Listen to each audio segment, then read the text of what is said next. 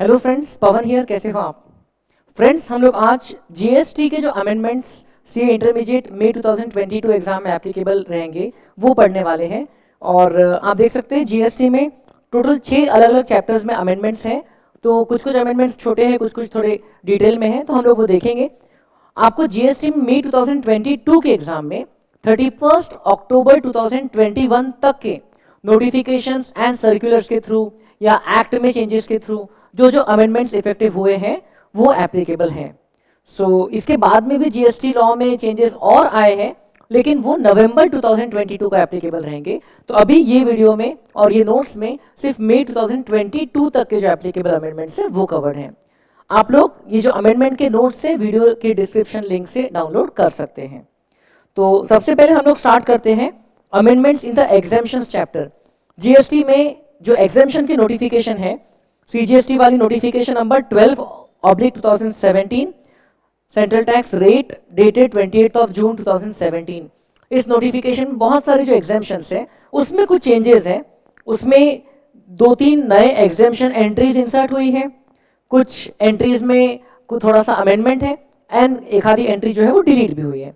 तो एक बार हम लोग ये देख लेते हैं।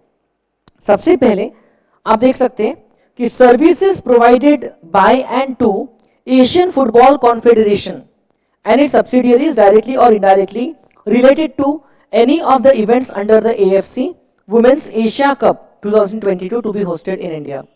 तो एशियन फुटबॉल कॉन्फेडरेशन के जो फुटबॉल इवेंट है वुमेन्स एशिया कप है, तो इंडिया में होने वाला है 2022 में।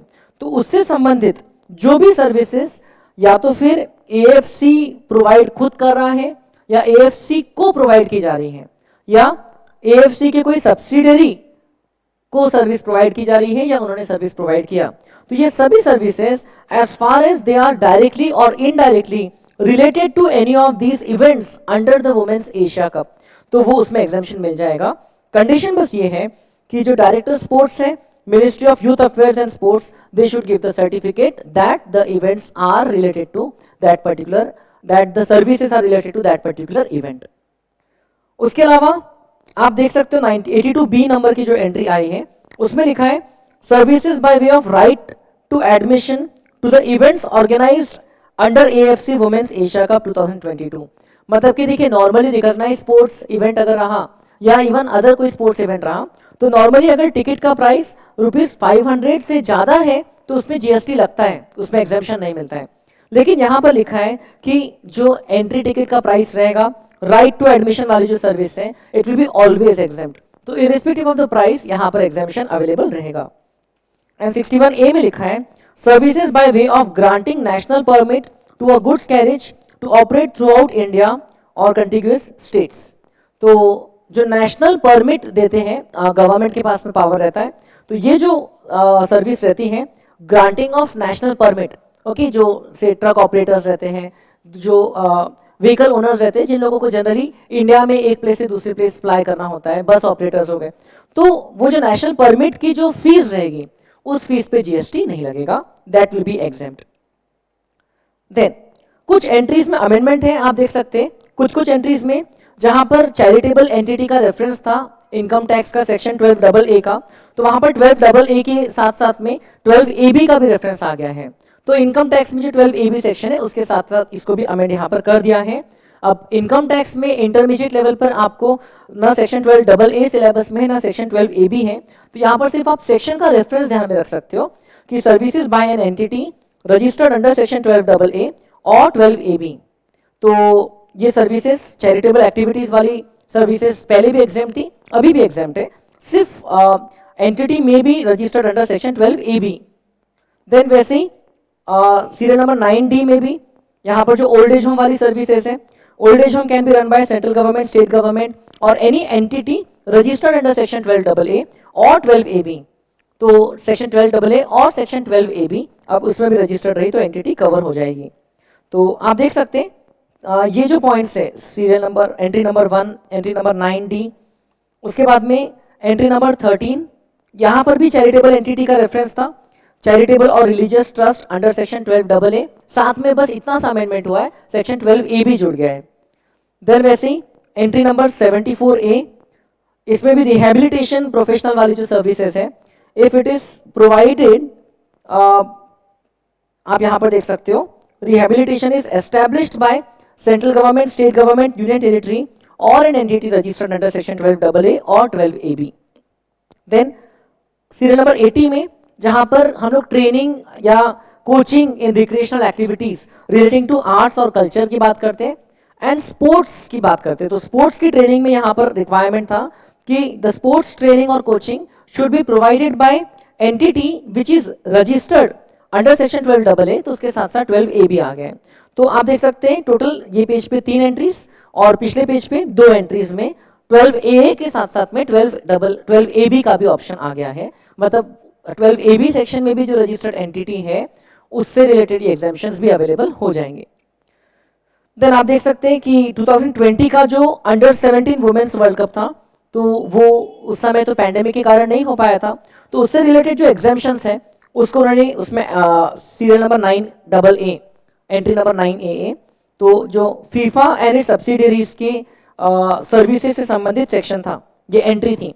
Services provided by and to FIFA and its subsidiaries directly और indirectly related to any of the events under FIFA under 17 women's world cup 2020 to be hosted in India whenever rescheduled.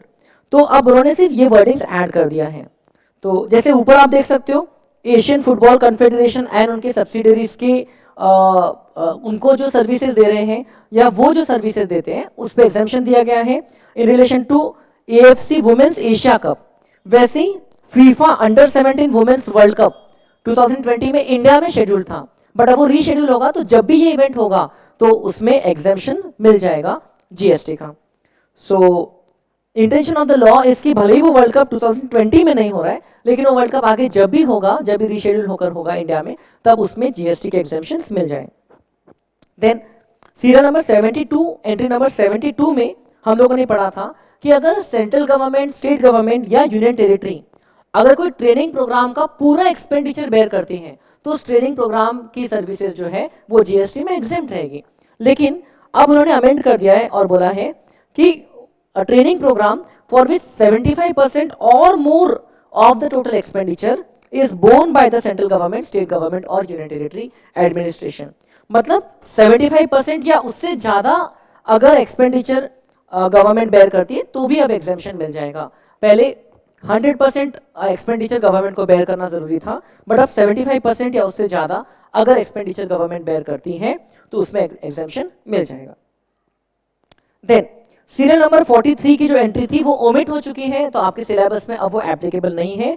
Services of leasing of assets by IRFC to Indian railways, तो ये वाली entry अब delete हो गई है, means अब ये service taxable हो जाएगी।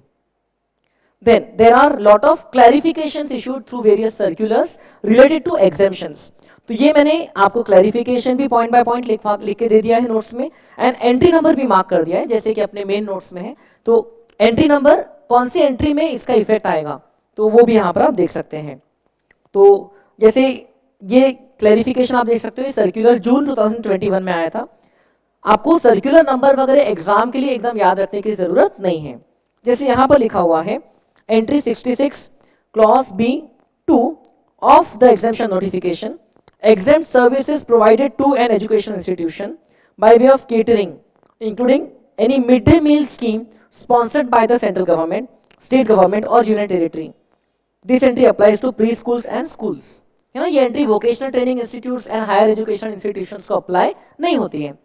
तो if services are received by the educational institution related to catering including any mid day meal scheme, तो यहां पर लिखा है therefore any catering service, okay, not just the midday meal scheme, any catering service provided to an educational institution would be exempt। तो जैसे मैं आपको class में बताता हूं कि आप ग्रीन कलर के हाइलाइटर से इसको मार्क कर सकते हो। The entry further mentions that exempt service includes midday meal scheme, तो मिड डे मील स्कीम तो एग्जेम्प्ट है ही, उसके अलावा और भी कोई केटरिंग सर्विस अगर स्कूल रिसीव करती है so it will be exempt. तो scope of this entry is wide enough to cover any serving of any food to a school including preschool. Further, an Anganwadi inter area provides preschool non-formal education.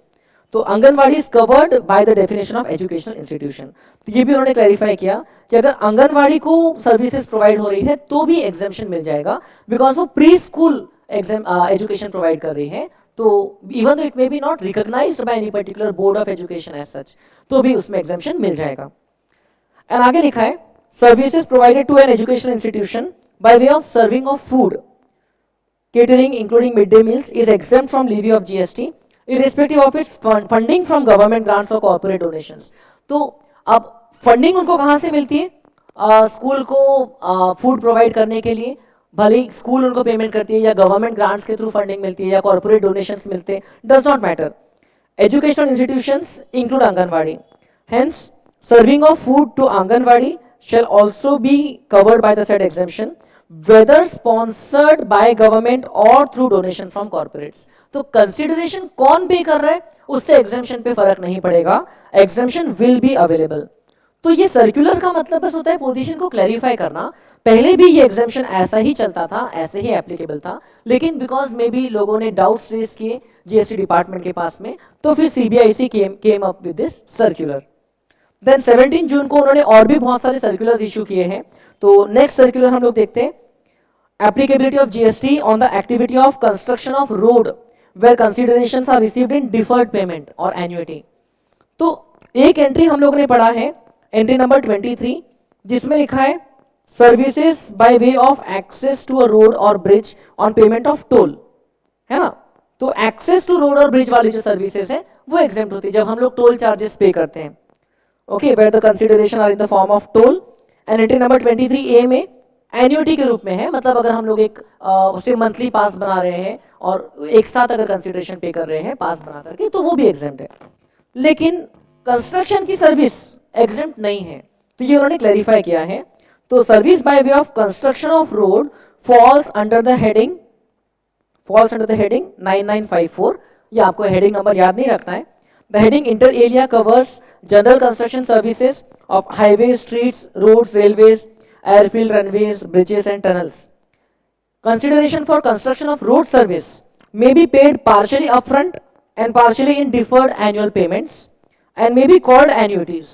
तो उसको annuities बोल सकते हैं, but that is not an annual payment for getting the access to the road. That is annual payment given to the contractor who is doing the work of construction of the road। तो therefore 23A number की entry apply नहीं होगी। Plain reading of 23A makes it clear that it does not cover construction of road services, so even if the deferred payment is made by way of installments। so just because the word annuity is used, देखिए यहाँ पर अगर entry number 23A में annuity word use किया है तो that does not make payment of construction services in annual installment exempt। क्योंकि exempt क्या है, access to road services exempt है, आपने जो उसके लिए पेमेंट किया है वो एग्जेम्प्ट है, लेकिन कंस्ट्रक्शन ऑफ रोड वाली सर्विसेज एग्जेम्प्ट नहीं है। So it is clear that the entry number 23A does not exempt GST on the annuity और deferred payments paid for the construction of roads.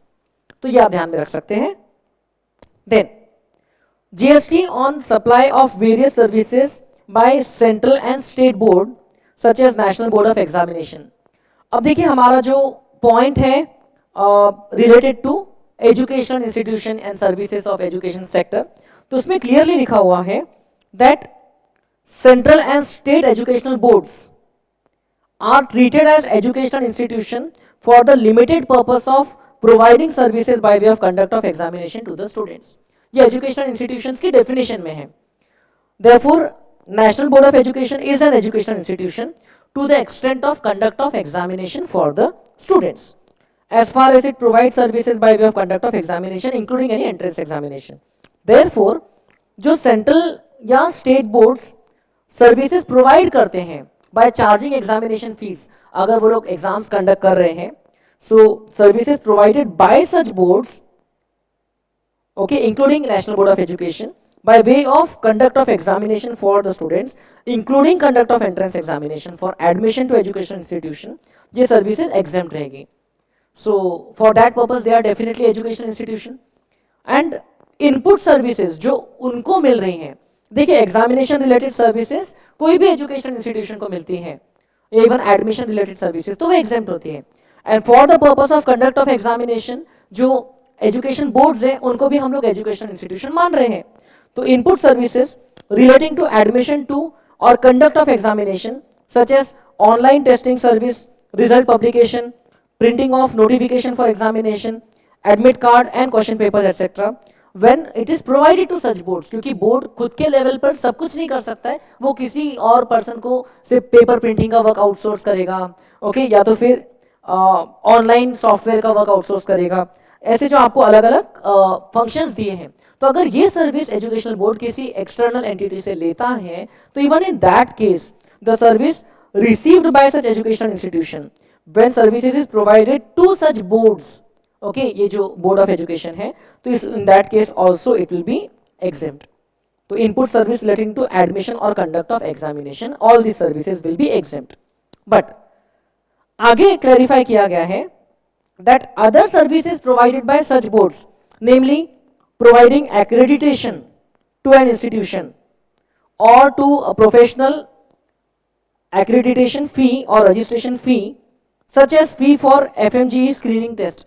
अब देखिए ये जो नेशनल एजुकेशन बोर्ड रहता है, नेशनल बोर्ड ऑफ एजुकेशन या CBSE हो गया या जो स्टेट एजुकेशनल बोर्ड्स है, तो ये लोग एक्रेडिटेशन प्रोवाइड करते हैं इंस्टीट्यूशंस को, उसके लिए एक्रेडिटेशन की फीस चार्ज करते हैं, ओके, विजिट्स कंडक्ट करते हैं, उनके प्रोफेशनल्स रहते हैं, तो प्रोफेशनल्स को भी एक्रेडिटेशन प्रोवाइड करते हैं. तो वो एक्रेडिटेशन फीस जो है it is taxable at the rate of 18%, उसमें एग्जेम्पशन नहीं है because that accreditation as such is not related to conduct of examination activity. So for that purpose they will not be regarded as educational institution. So I hope ये point आपको अच्छे से समझ में आ गया है. देन नेक्स्ट पॉइंट है GST of milling of wheat into flour or paddy into rice for distribution by state governments under public distribution system. तो ये जो मिलिंग की सर्विसेज होती हैं तो whether it is taxable or exempt, तो यहाँ पर लिखा हुआ है कि यहाँ पर रेफरेंस दिया गया है पंचायत सर्विसेज का. देखो, services activities which are entrusted to a panchayat under article 243G, उसमें क्या लिखा हुआ है, पब्लिक डिस्ट्रीब्यूशन उसमें कवर्ड है. ठीक है, public distribution is an activity which is covered under the activities that may be entrusted to a panchayat. अब एंट्री नंबर 3A में लिखा हुआ है कि अगर कंपोजिट सप्लाई करते हैं और ये services composite supply if the services are provided to state government, okay, by governmental authority और government entity, in fact by any person, if the functions entrusted to a panchayat or a municipality are provided and it is a pure service, तो फिर वो entry number 3 में exempt है. If it is a composite supply तो फिर उसमें भी exemption रहेगा, provided that element of goods does not exceed 25% of the value of composite supply. तो ये आप यहाँ पर देख सकते हैं. Entry number 3A would apply to composite supply of milling of wheat and fortification thereof by miller और of paddy into rice. तो ये जो मिल में एक्टिविटी हो रही है, आप किसी से प्रोसेस करवा के ले रहे हैं, स्टेट गवर्नमेंट्स किसी से प्रोसेस करवा के ले रही, तो वहां पर provided that value of goods supplied in such composite supply, okay, जो गुड्स यूज किया उन्होंने for fortification, for packing material etcetera, does not exceed 25% of the value of composite supply. अगर एसेंशियल मेन जो कॉस्ट का element है या value का element है वो सर्विसेज है, तो फिर उस केस में एग्जेम्पशन मिल जाएगा. It is a matter of fact whether the value of goods is more than 25% or less than that. In case the supply of service by way of milling of wheat into flour or of paddy into rice is not eligible for exemption under serial number 3A, क्योंकि 25% से exceed होता है, in that case GST rate would be 5%. तो आपको GST का rate वैसे तो याद नहीं रखना है एग्जाम पॉइंट ऑफ व्यू से, लेकिन in that case GST का रेट 5% रहेगा if such composite supply is provided to a registered person being a job work service. तो ये चीज का आप ध्यान रख सकते हैं.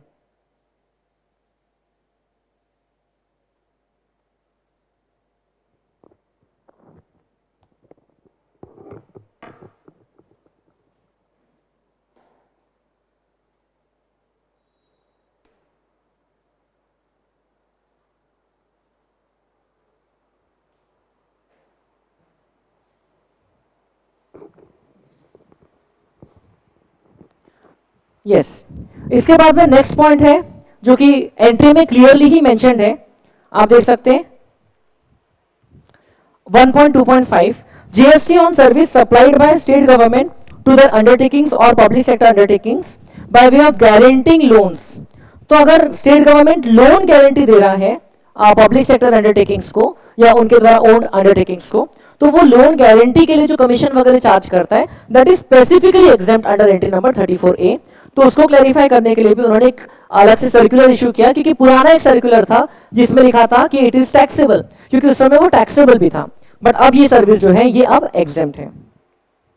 देन एक सर्कुलर 6 अक्टूबर 2021 को इशू हुआ है, जिसमें कुछ अलग अलग एंट्री से रिलेटेड एग्जेम्पशंस की बात की गई है। तो आप देख सकते हो, free coaching services to students provided by coaching institutions and NGOs under the central sector scheme of scholarship for students with disabilities. तो क्योंकि यहां पर पूरा एक्सपेंडिचर गवर्नमेंट बेयर कर रही है, ठीक है, कोई कोचिंग सेंटर का या एनजीओ की तरफ से फ्री कोचिंग प्रोवाइड की जा रही है स्टूडेंट्स को, जहां पर गवर्नमेंट की स्कीम के अंडर में प्रोवाइड की जा रही है। So government is sponsoring that education. तो where the expenditure, entire expenditure, अब तो अमेंडमेंट के बाद एटलीस्ट 75% एक्सपेंडिचर भी गवर्नमेंट ने बेयर कर लिया, तो फिर तो भी एग्जेम्पशन मिल जाएगा। So entire expenditure is provided by government to coaching institutions by way of grant in aid. तो ऐसे केस में एग्जेम्पशन पूरी तरह मिल जाएगा। Then overloading charges at toll plaza, तो जो टोल चार्जेस वाली सर्विसेज वो एग्जेम्प्ट है, तो उसमें ministry of road transport and highways ने बोला कि ओवरलोडेड व्हीकल्स जो रहती हैं उनको एक्स्ट्रा टोल देना पड़ेगा। ओके, जो व्हीकल्स उनकी कैपेसिटी से ज्यादा लोड कैरी कर रही है उनको एक्स्ट्रा टोल देना पड़ेगा, विच में विथ मल्टीप्लाइंग फैक्टर ऑफ 2, 4, 6, 8 और 10 times the base rate of toll. Therefore in essence overloading fees are effectively higher toll charges. तो जो टोल चार्जेस है वो ही बढ़ जाएगा, तो इफेक्टिवली उसमें भी एग्जेम्पशन मिल जाएगा। सो आंसर इज ये भी एग्जेम्प्ट है। And then renting of vehicles by state transport undertakings and local authorities. तो जो सीरियल नंबर 22 है वहां पर लिखा हुआ है hiring of giving vehicle on hire. Okay, giving on hire, तो exemption will be applicable irrespective of whether such vehicles are run on routes timings as decided by the state transport undertaking or local authority and under the effective control of state transport undertaking or local authority which determine the rules of operation। तो exemption will be available because it falls under the scope of giving on hire, जो कि entry number 22 में covered है। तो renting of vehicles by state transport undertakings and local authorities, तो वो लोग जो व्हीकल्स रेंट पे ले रहे हैं उसमें एग्जेम्पशन मिल जाता है। देन इनपुट टैक्स क्रेडिट से संबंधित आप यहां पर देख सकते हैं, एक अमेंडमेंट पिछले बार ही आ चुका था कि in case of debit notes, पहले हम लोग ना इनवॉइस के ईयर से लिंक करके देखते थे कि डेबिट नोट्स का क्रेडिट हम लोग कब तक ले सकते हैं। तो पहले कैसा था, if the invoice is raised से in the year 2021 but debit note related to that invoice was raised से इन द फाइनेंशियल ईयर 21-22, तो भी डेबिट नोट से रिलेटेड आप मैक्सिमम आईटीसी ले सकते थे up to the due date of सितंबर रिटर्न, है ना, सितंबर मंथ के रिटर्न तक के आप ले सकते थे 2021 सितंबर, जो कि 2020-21 के नेक्स्ट ईयर का मंथ है ना, नेक्स्ट फाइनेंशियल ईयर में जो सितंबर आ रहा है। एंड अब क्या हो गया है, अब उन्होंने डी लिंक कर दिया है, मतलब कि डेबिट नोट की क्रेडिट लेने के लिए, डेबिट नोट में जो आईटीसी इन्वॉल्व है वो वाला क्रेडिट लेने के लिए आपको एक्स्ट्रा टाइम अवेलेबल है। तो आपको लिखा है, ये सेक्शन 16(4) में अमेंडमेंट था, ये ऑलरेडी पिछले एग्जाम में भी एप्लीकेबल था आपको।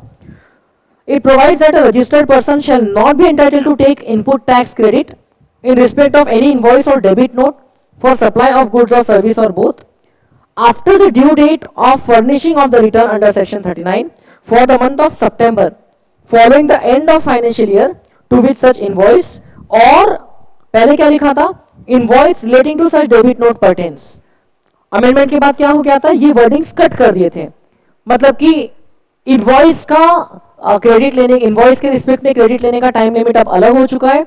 एंड डेबिट नोट अगर नेक्स्ट फाइनेंशियल ईयर में रेज होता है, आगे रेज होता है, तो डेबिट नोट के रिस्पेक्ट में क्रेडिट लेने का टाइम अब डेबिट नोट की ईयर के हिसाब से देखा जाएगा। तो डेबिट नोट अगर 2021-22 में रेज हुआ तो उस डेबिट नोट का उसमें जो आईटीसी इन्वॉल्व है वो आप सितंबर 2022 तक ले सकते हो। Now you will not have to see कि वो डेबिट नोट किस इनवॉइस से संबंधित है, इनवॉइस का ईयर क्या था, आपको वो देखने की जरूरत नहीं है। तो इससे संबंधित उन्होंने सर्कुलर नंबर 160 इशू किया था 20 सितंबर 2021 को। इसमें उन्होंने क्लैरिफाई किया है, तो एग्जांपल दिया है। तो आप देख सकते हैं कि which of the following dates are relevant to determine the financial year for the purpose of section 16(4)। Date of issuance of debit note important है या date of issuance of underlying invoice important है? तो अब answer काफी clear है, that date of issuance of debit note, okay, this will be the determining, this will be the important date for determining the financial year, ठीक है, date of issuance of debit note and not the date of underlying invoice। तो debit note का date important है, invoice का date अब important नहीं है अगर डेबिट नोट पे जो क्रेडिट है वो लेने की बात हो रही है तो। और इसको इलस्ट्रेशन के थ्रू भी उन्होंने एक सर्कुलर में क्लैरिफाई किया। A debit note dated 7 July 2021 is issued in respect of the original invoice dated 16 मार्च। तो देखिए इनवॉइस तो 2020-21 में इशू हुआ था, लेकिन डेबिट नोट 2021-22 में इशू हुई। तो इनवॉइस का आईटीसी आप मैक्सिमम सितंबर 2021 तक ले सकते हो, लेकिन डेबिट नोट में जो फर्दर आईटीसी मिलेगा अब वो आप सितंबर 22 तक ले सकते हो, ये उन्होंने क्लैरिफाई किया है। So the relevant year for the purpose of taking credit of amount mentioned in the debit note will be 21-22। तो ये उन्होंने क्लैरिफाई किया। फिर इनवॉइस के लिए हम लोग 2021 लेंगे रिलेवेंट फाइनेंशियल ईयर, लेकिन डेबिट नोट के लिए 21-22 लेंगे। Earlier we used to take the invoice year, मतलब year in which the invoice was issued. अब हम लोग डेबिट नोट का क्रेडिट लेने के लिए इनवॉइस वाला ईयर नहीं देखते हैं। Then further, whether any availment of input tax credit on or after 1 Jan 2021 in respect of debit notes issued either prior to or after 1st Jan 21 will be governed by the provisions of the amended section 16(4) or the amended provision will be applicable only in respect of debit notes issued after 1 Jan 21। तो ये थोड़ा सा transitional issue होता है जब कोई amendment आता है तो, कि भाई 1 जैन से अमेंडमेंट इफेक्टिव हुआ है, तो 1 जैन के पहले जो डेबिट नोट इशू हुए हैं उसके क्रेडिट लेने का लास्ट डेट डेबिट नोट की ईयर के हिसाब से देखना है या पुराने इनवॉइस की ईयर के हिसाब से देखना है। 1 जैन के बाद के डेबिट नोट्स में तो कोई प्रॉब्लम है नहीं, तो इन्होंने यहां पर क्लैरिफाई किया, availment of ITC on debit notes shall be applicable from 1 Jan 2021। Accordingly, for the availment of ITC on or after 1 Jan 21 in respect of debit notes issued either prior to or after 1 Jan 21, the eligibility for availment of ITC will be governed by the amended provision, whereas any ITC availed prior to 1 Jan 21 in respect of debit notes shall be governed under the provisions of section 16(4) before amendment। तो basically आपको debit note की issue का date नहीं देखना है ITC लेने की eligibility के लिए। आप जिस समय आईटीसी ले रहे हो, अगर मान लो 2020-21 में से मान लो आपका इनवॉइस 2019-20 में इशू हुआ था, तो आपने इनवॉइस का तो क्रेडिट सितंबर 20 तक ले लेना चाहिए था, लेकिन फिर डेबिट नोट आपका इशू हुआ है मान लो समवेयर इन, जैसे यहां पर आपको एग्जांपल दिया हुआ है, debit note has been issued on से 10 नवंबर 2020 ड्यूरिंग 2021। तो इनवॉइस के एंगल से देखोगे तो फिर तो वैसे भी आपका डेट निकल चुका है ना आईटीसी लेने का, बट अब डेबिट नोट की ईयर के एंगल से देखोगे तो 1 Jan 21 के बाद से now you are eligible to take ITC. इसका आईटीसी आप ले सकते हो अप टू 20 सितंबर, या हम बोल सकते हैं अप टू सितंबर 2021, क्योंकि आप यहां पर देख सकते हैं 10 नवंबर 2020 को अगर डेबिट नोट इशू हुए हैं, इनवॉइस इशू हुआ था 15 जुलाई 2019 को, तो अमेंडेड प्रोविजन के हिसाब से the relevant financial year for the availment of ITC on और after 1 Jan 21 will be financial year 2021। तो हम लोग अगर क्रेडिट बाद में लेना चाहते हैं तो बिल्कुल ले सकते हैं, even if the debit note was issued before 1 Jan। So this clarification works in favour of the tax payers, है ना, जो क्रेडिट लेना चाहते हैं अब वो ले सकते हैं। And accordingly the registered person can avail ITC on the same till due date of furnishing of form GSTR 3B for the month of September 21 or furnishing of the annual return for 2021 financial year whichever is earlier। तो वैसे तो ITC का जो last date होता है ITC avail करने का, it is due date of the सितंबर मंथ रिटर्न, सितंबर मंथ का GSTR 3B और basically the date of furnishing annual return whichever is earlier. So this works in the favor of the assessee. Then registration chapter में एक आधार authentication का point है. अगर आधार authentication आपको नॉर्मली आधार को ऑथेंटिकेट करवाना होगा जीएसटी पर्पस के लिए, लेकिन यहां पर उन्होंने बोल दिया कि section 25 6A 6B and 6C ये जो आधार ऑथेंटिकेशन से संबंधित पॉइंट्स हैं, तो जो सबसेक्शन 6B एंड 6C है they are related to new registrations and 6A जो है it is related to existing registration. तो अब आधार ऑथेंटिकेशन किन किन के ऊपर एप्लीकेबल नहीं रहेगा इसकी लिस्ट पहले भी आ चुकी थी एंड ये पिछले बार अमेंड भी हुई थी. तो a person who is not a citizen of India और सेंट्रल गवर्नमेंट और स्टेट गवर्नमेंट डिपार्टमेंट और establishment, local authority, statutory body, public sector undertaking, okay, और a person applying for registration under section 25(9), इन लोगों को आधार ऑथेंटिकेशन मैंडेटरी नहीं था पहले सेक्शन 25 6B एंड 6C के under while they were applying for a fresh registration. अब even section 25 6A ये वाला जो सबसेक्शन है ये भी सबसेक्शन इन लोगों के ऊपर एप्लीकेबल नहीं रहेगा. Means if the person is already a registered person under GST तो उनको भी आधार ऑथेंटिकेशन करवाने की जरूरत नहीं है अगर वो इनमें से कोई कैटेगरी में फॉल होते हैं. तो ये छोटा सा अमेंडमेंट है जो यहां पर मैंने हाईलाइट करके रखा है. देन यहां पर एक छोटा सा प्रोसीजरल अमेंडमेंट है. जैसे कि आपको पता है कि रजिस्ट्रेशन कैंसिल करने के लिए रजिस्ट्रेशन कैंसिल हो जाता है तो उसको रिवोक करने के लिए एप्लीकेशन देना पड़ता है ना. तो आपको यहां पर लिखा है कि एप्लीकेशन देने का वैसे तो टाइम लिमिट 30 डेज रहता है, लेकिन रूल 23 में उन्होंने अब क्या बोल दिया है कि time limit can be further extended. Act में उन्होंने अलाउ कर दिया है.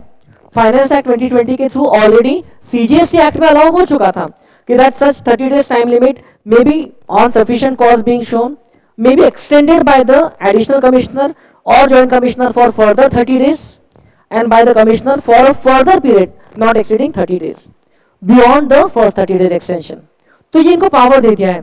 तो अब रूल में उन्होंने एक बस प्रोसीजरल चेंज लाया रूल नंबर 23 में कि ये एप्लीकेशन जो है ये विद इन 30 डेज फर्निश करना है और within the extended time as may be allowed. तो ये जो है आपको इस तरीके से लिखा हुआ है that the cancellation of registration, अगर रजिस्ट्रेशन कैंसिल हो जाता है तो उसके रिवोकेशन के लिए आपको जो एप्लीकेशन देना है वो 30 डेज या जो एक्सटेंडेड टाइम अलाउड है उसमें आप दे सकते हो. इवन रूल्स एंड एक्ट अपार पे चल रहे हैं. देन ई-वे बिल में एक रूल नंबर 138E था जिसमें लिखा हुआ है that there are certain restrictions on some kind of persons जो कि या तो रिटर्न फाइल नहीं कर रहे या कुछ डिफॉल्ट कर रहे हैं. तो यहां पर उन्होंने क्लैरिफाई किया है, यहां पर एक छोटा सा चेंज किया है कि जीएसटी EWB 01 का जो पार्ट ए है, तो पहले क्या लिखा था कि no person shall be allowed to furnish the information in part A of form number GST EWB 01 in respect of a registered person whether as a supplier or a recipient. तो ऐसी wordings थी. अगर आगे ऐसा कुछ default होता है तो अभी भी डिफॉल्ट की कंडीशन सेम है, लेकिन अब बस उन्होंने यहां पर वर्डिंग्स में चेंजेस किया है. In respect of any outward movement of goods of a registered person, मतलब कि if a registered person is causing the movement of goods and वो पार्ट ए भरना चाहता है, ओके, EWB 01 का ई-वे बिल का पार्ट ए भरना चाहता है एप्लीकेशन फॉर्म का, तो अब वो नहीं भर सकता है अगर वो ये नीचे लिखी हुई कोई डिस्क्वालिफिकेशन में आ जाता है.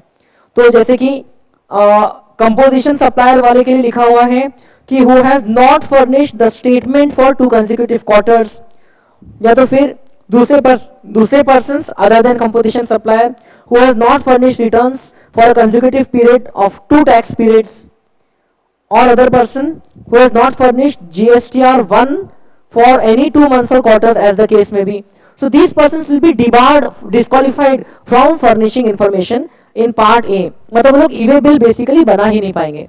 सो उससे उनका मूवमेंट जो है उसमें प्रॉब्लम आ जाएगा. सो यहां पर वर्डिंग्स बस चेंज हुई है.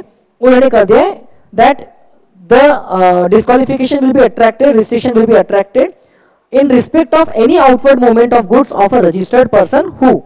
तो ऐसे रजिस्टर्ड पर्सन के गुड्स के मूवमेंट पे रिस्ट्रिक्शन आ जाएगा. ऐसा रजिस्टर्ड पर्सन ई-वे बिल का पार्ट ए नहीं भर सकता है जिसने इसमें से कोई डिफॉल्ट किया है वो. ठीक है, ऐसे रजिस्टर्ड पर्सन के गुड्स का आउटवर्ड मूवमेंट के रिस्पेक्ट में ई वे बिल पार्ट ए का नहीं भरा जा सकता है। अब इसका मतलब ये भी हुआ कि अगर बायर भरना चाहता है ई वे बिल का पार्ट ए, ओके, तो EWB01 फॉर्म का पार्ट ए तो बायर भी नहीं भर सकता है, क्योंकि सेलर की गुड्स यहां पर मूव होने वाले, and seller is that registered person who is covered by any of this restrictions.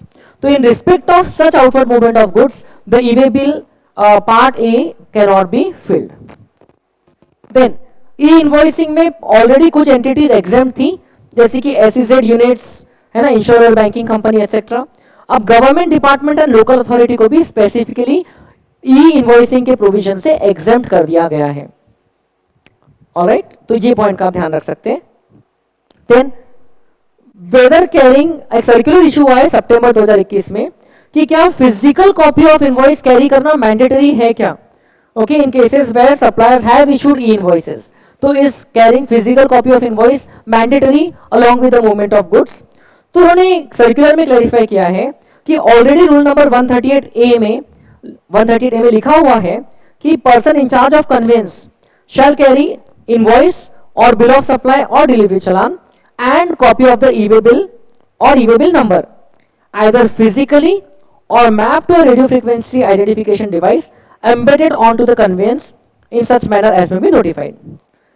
और फिर रूल नंबर 138A के सब रूल 2 में लिखा हुआ है क्लियरली कि in case invoice is issued in the manner prescribed under rule 48(4), मतलब कि अगर ई इनवॉइसिंग के प्रोविजंस को फॉलो करते हुए अगर इनवॉइस इशू हुआ है, then the QR code having an embedded invoice reference number in it may be produced electronically for verification by the proper officer in lieu of the physical copy of such tax invoice।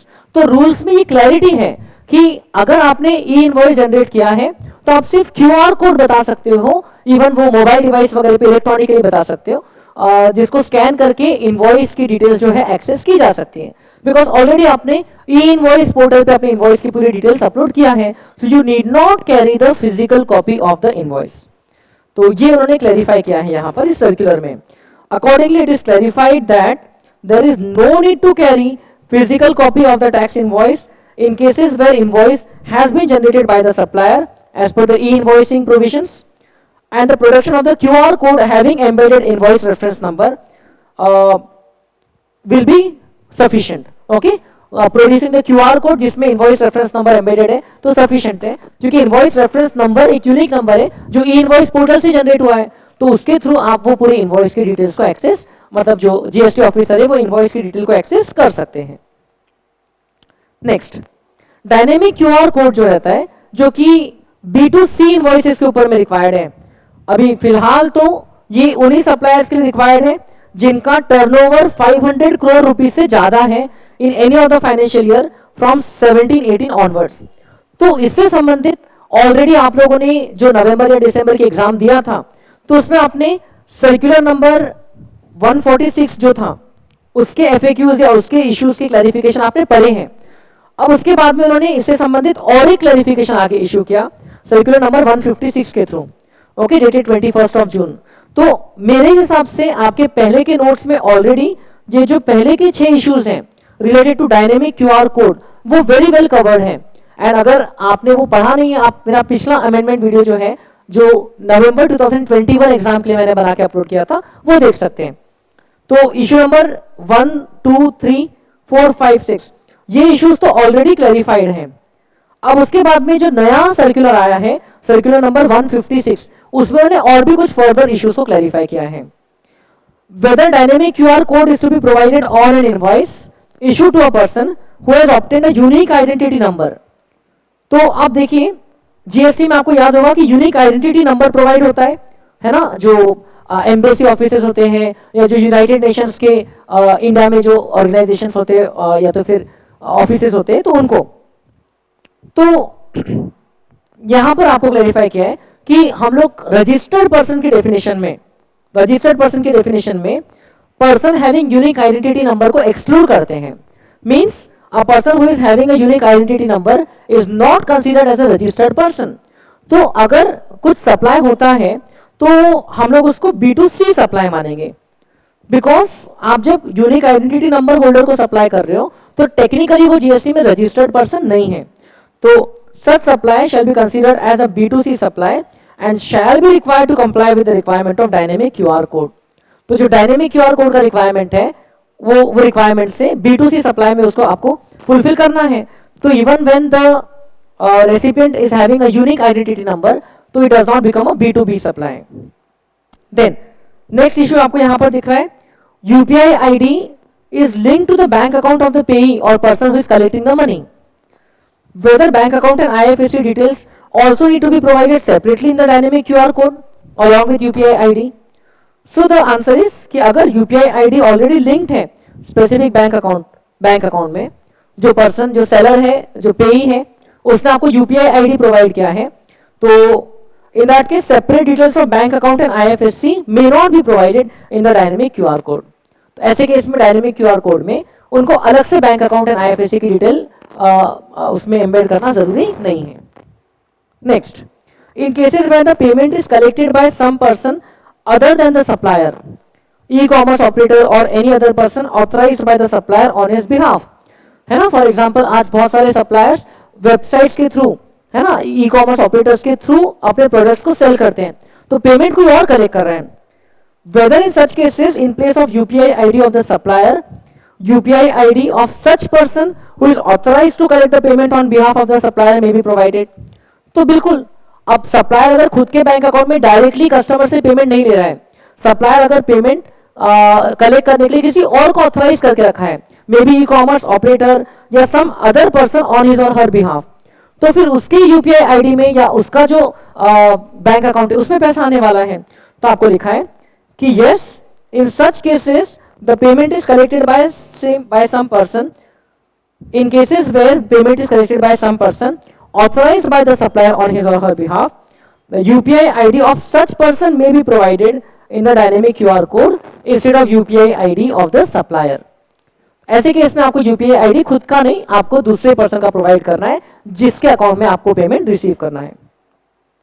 Then in cases where the receiver of services is located outside India and the payment is being received by the supplier of services in foreign exchange through RBI approved modes of payment, but as per the provisions of the IGST Act, the place of supply is in India, तो फिर उसमें GST तो लगेगा। Then such supply of services is not considered as export of services as per the IGST Act 2017.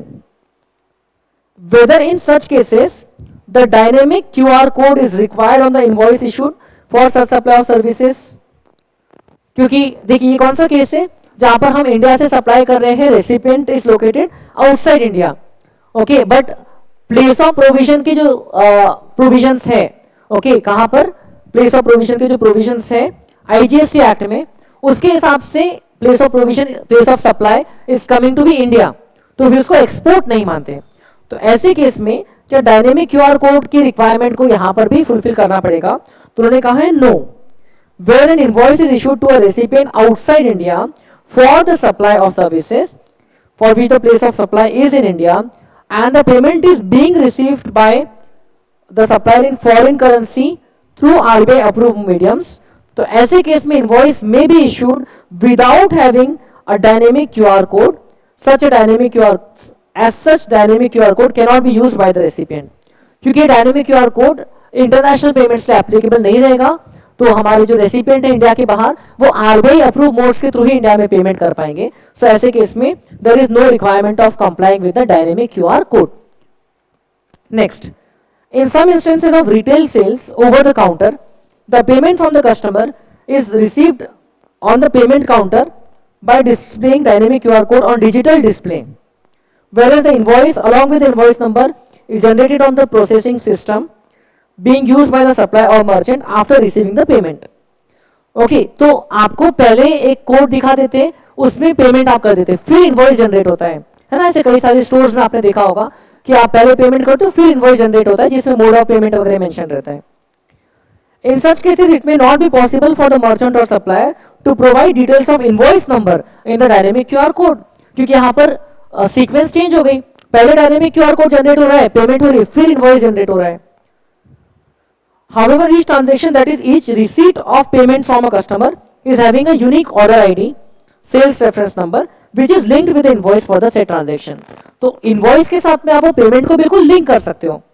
तो ऐसे cases में order ID या reference number can be provided in the dynamic QR code display digitally instead of invoice number. तो उन्होंने बोला कि yes, अगर invoice available ही नहीं है, उस समय इनवॉइस नहीं बना, लेकिन आप पेमेंट ले रहे हो, एंड जो पेमेंट ले रहे हो वो एक यूनिक ऑर्डर नंबर या यूनिक रेफरेंस नंबर के अंतर्गत आप पेमेंट कलेक्ट कर रहे हो, बाद में वो ऑर्डर नंबर, ऑर्डर आईडी या रेफरेंस नंबर इनवॉइस में बाद में रिफ्लेक्ट हो जाएगा. तो उन्होंने क्लैरिफाई किया है कि in such cases where the invoice number is not available at the time of digital display of dynamic QR code in case of over the counter sales and the invoice number and invoices are generated after the receipt of payment, the unique order ID or unique sales reference number which is uniquely linked to the invoice issued for the said transaction may be provided in the dynamic QR code for digital display.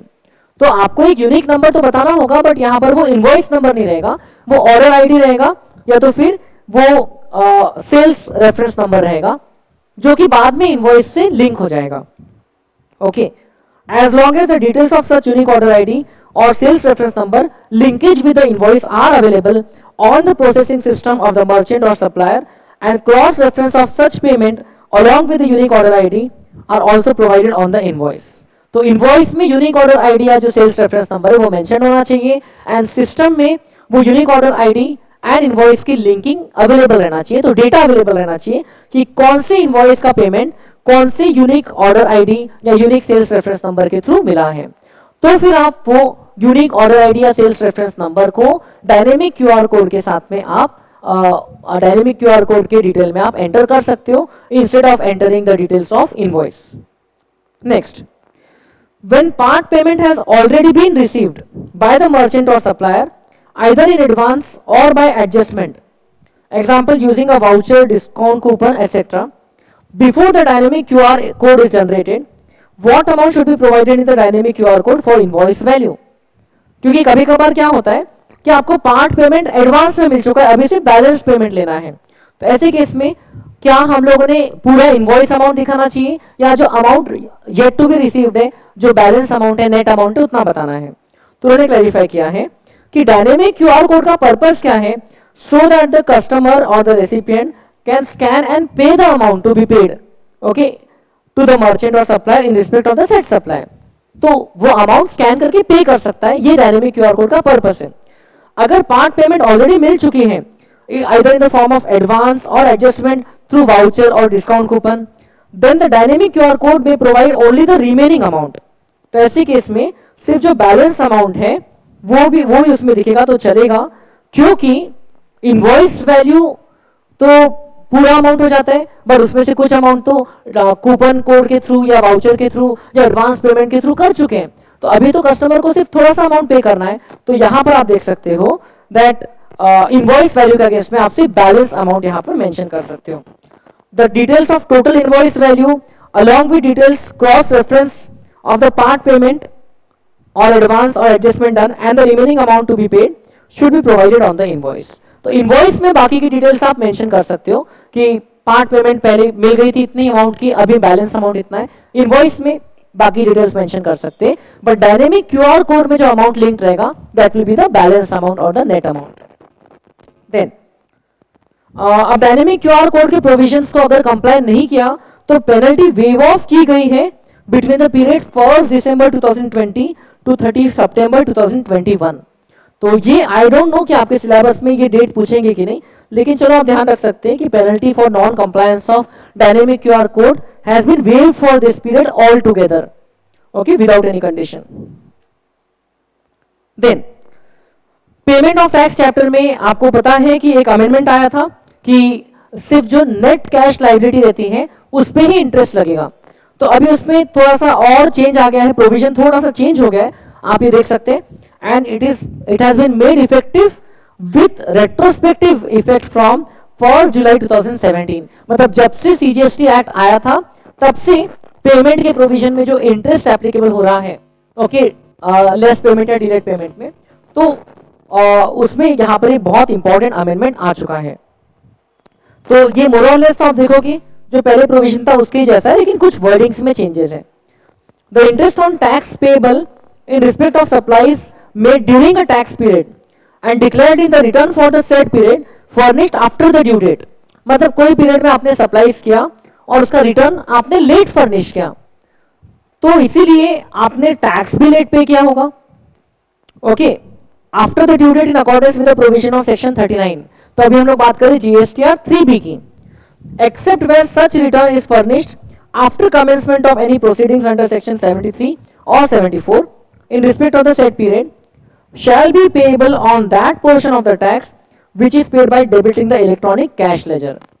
तो चलो, proceeding under section 73 और 74 तो हमारे scope के beyond है, क्योंकि वो तो रिकवरी वाली प्रोसीडिंग्स हो जाती है. लेकिन हम लोग बात कर रहे हैं कि जो नॉर्मली आप खुद हो करके रिटर्न में लाइबिलिटी बताते हो, उसका पेमेंट करते हो. तो जैसे कि अप्रैल मंथ का रिटर्न था, ओके, जिसको आपने फाइल लेट किया, मान लो आपने फाइल उसको जून में किया, जबकि 20th में या 22nd या 24th में तक कर देना चाहिए था, तो आपने डिले किया फाइलिंग में, एंड रिटर्न फाइलिंग में डिले किया, इसीलिए आपने पेमेंट भी डिले किया. तो ऐसे केस में जो इंटरेस्ट लगता है 18% पर एनम वाला सेक्शन 50 के अंतर्गत, वो इंटरेस्ट पहले ग्रॉस लायबिलिटी पे लगता था.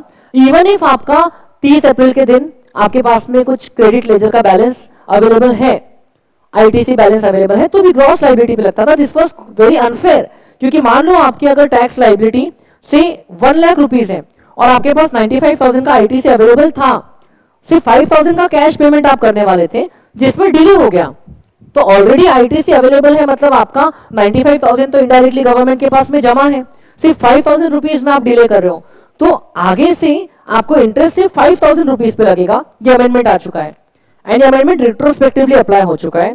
That the interest shall be payable on that portion. Interest अलग से लेवी नहीं करेंगे, interest shall be payable on that portion of the tax which is paid by debiting the electronic cash ledger. तो सिर्फ जो कैश लेजर से आप payment करते हो उस पे ही इंटरेस्ट लगेगा. हाँ, बट अगर आपने अप्रैल का रिटर्न तो टाइम पे फाइल कर दिया था, जितना पेमेंट तब आपने डिटरमाइन किया उतना पे भी कर दिया, लेकिन बाद में आपने अप्रैल की कोई लायबिलिटी को बाद की कोई रिटर्न में कंसीडर करके उस पर बाद में पेमेंट किया, तो उसमें आपको नेट लायबिलिटी पे इंटरेस्ट नहीं लगेगा, उसमें आपको टोटल ग्रॉस अमाउंट पे इंटरेस्ट लगेगा.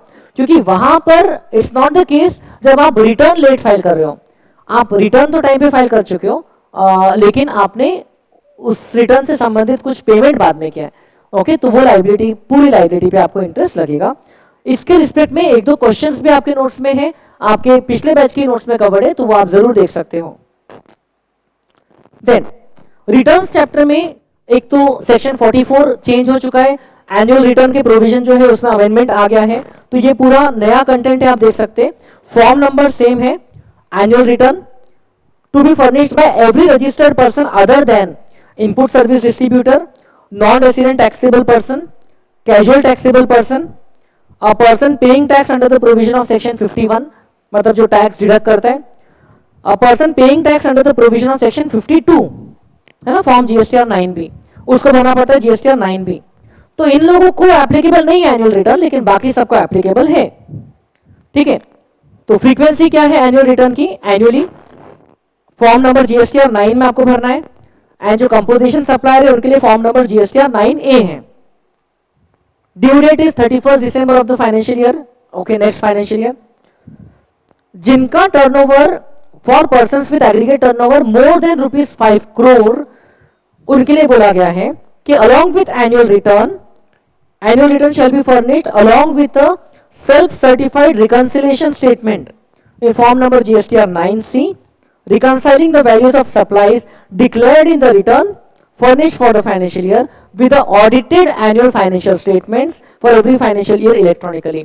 तो उनको रिकंसिलिएशन स्टेटमेंट भी अपलोड करना होगा जिन सप्लायर्स का टर्नओवर 5 करोड़ से ज्यादा जा रहा है, ऐसे लोगों को.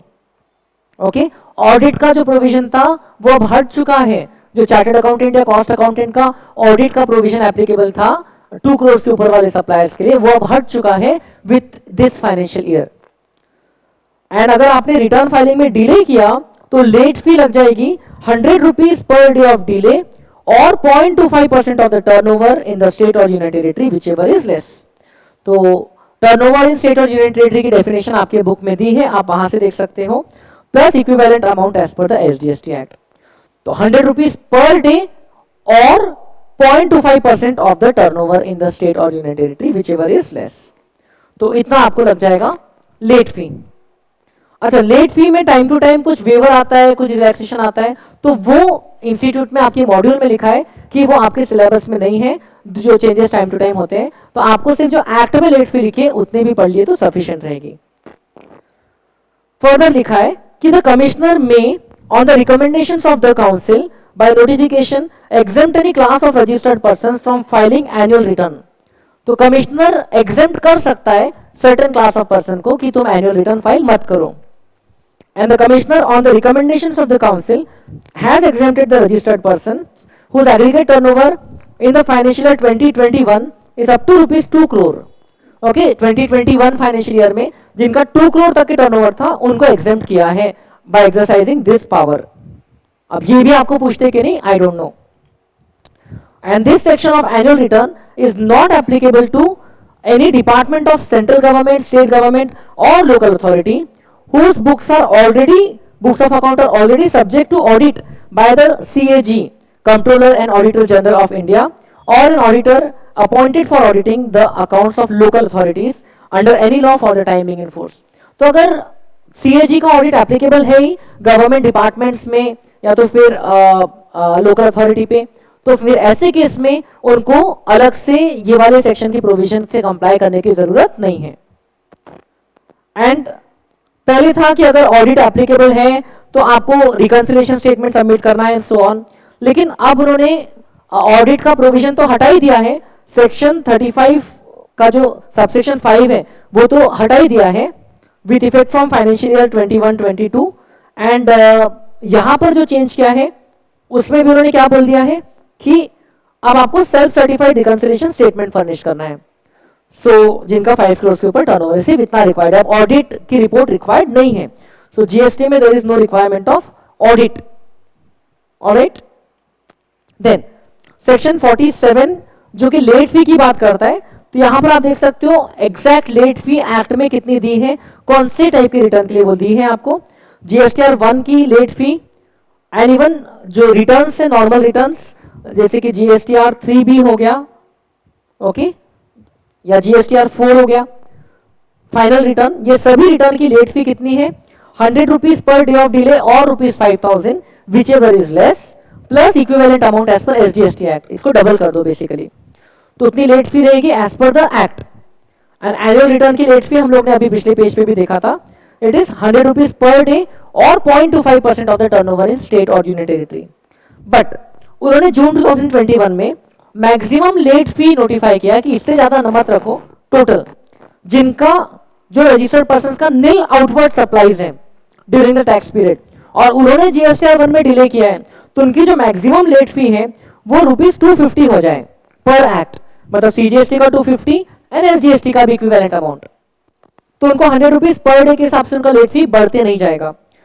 एंड जिनका जीएसटीआर 1 नील नहीं है लेकिन एग्रीगेट टर्नओवर 1.5 करोड़ से ज्यादा नहीं था पिछले साल का, up to 1.5 crore in the preceding financial year, उनके लिए 1000 रुपीज की लेट फी है। Aggregate turnover in the preceding financial year between 1.5 crore to 5 crore था, उनके लिए 2500 का मैक्सिमम अमाउंट है, एंड बाकी लोगों के लिए तो 5000 का है ही है। एंड जीएसटीआर 4 के डिले में जो कि कंपोजिशन सप्लायर्स के होता है, बोल दिया है कि अगर टोटल जीएसटी का अमाउंट नील है तो आपका मैक्सिमम लेट फी 250 रुपीज हो जाएगा इंस्टेड ऑफ 5000 पर एक्ट। एंड इनके अलावा बाकी जो लोग हैं अगर वो कंपोजिशन सप्लायर्स हैं जीएसटीआर 4 में डिले करते हैं तो उनका लिए maximum late fee instead of 5000 रहेगा 1000। तो कंपोजिशन सप्लायर्स को बाकी भी जगह काफी रिलैक्सेशन से बेनिफिट से, तो यहां पर भी लेट फी भी उनको जिनका जीएसटी का पेएबल अमाउंट नील है उनके लिए 250 रख दिया मैक्सिमम, एंड जिनका कुछ जीएसटी का लाइबिलिटी होगा उनके लिए 1000 रुपीज रख दिया। So friends, that's it. I think these are all the amendments which are applicable for in GST for May 2022 examination. In case इसके अलावा भी कोई पॉइंट आता है जो ICI के RTP में या सप्लीमेंट्री स्टडी मटेरियल में ध्यान में आता है कि आपके लिए एप्लीकेबल है और आपके नोट्स में कवर्ड नहीं था पहले एंड अमेंडमेंट नोट्स में भी अभी यहाँ पर प्रोवाइड नहीं किया, तो मैं आपको सेपरेटली वो भी इन्फॉर्म कर दूंगा। You can feel free to connect with me. मेरा व्हाट्सएप नंबर है 9823715275। आपको कुछ भी डाउट आता है तो आप मुझे व्हाट्सएप कर सकते हो, आप कमेंट में अपना डाउट पूछ सकते हो, या तो फिर आप पर्सनली भी टाइम लेकर के मिलने आ सकते हो। I am at Nagpur and I teach taxation at CA intermediate level, statistics at CA foundation level, and accounts to CBSE 11th and 12th students. It's been 10 years of my journey as a chartered accountant, and I hope I could provide value to you through this session. Thank you so much, friends. Wish you good luck, all the best for your examination. Solve it well. Thank you. Bye bye.